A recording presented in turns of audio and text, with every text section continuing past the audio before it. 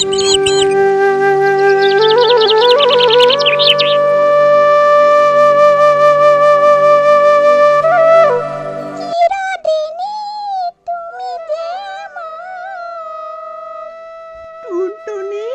আজ এত সকালে গান করছো কেন? আমি খুশি, আজ আমার জন্মদিন।